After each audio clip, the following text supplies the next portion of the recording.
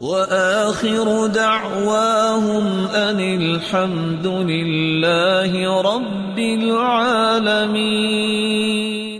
رسول اکرم صلی اللہ علیہ وسلم نے ایک لفظ بولا فَأَكْثِرُوا فِيهِنَّ مِنَ التَّحْلِيلِ وَالتَّكْبِيرِ وَالتَّحْمِيدِ۔ 10 دن جب شروع ہو جاتے اتنی کوشش کرتے سعید بن جبیر، اتنی کوشش کرتے یوں لگتا کہ کسی چیز کو قابو کرنا چاہتے ہیں اور سنبھل نہیں پا رہے۔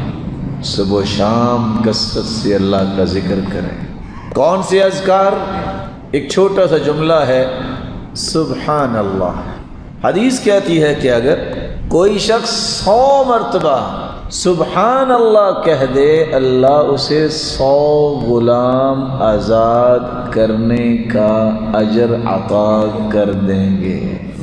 حدیث کہتی ہے 100 مرتبہ تم الحمدللہ کہہ دو، اجر تمہیں اتنا ہی ملے گا جتنا میدان کارزار کے لیے تم نے 100 گھوڑے اللہ کی راہ میں پیش کر دیے۔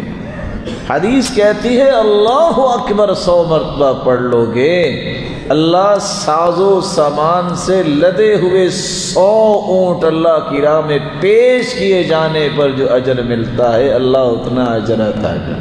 کثرت سے پڑھیے ان 10 دنوں میں سبحان اللہ، الحمدللہ، اللہ اکبر، لا الہ الا اللہ۔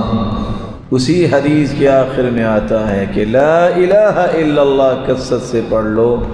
جتنے ہم بیٹھے ہیں اللہ آپ سب کو عزت دے، سلامت رکھے۔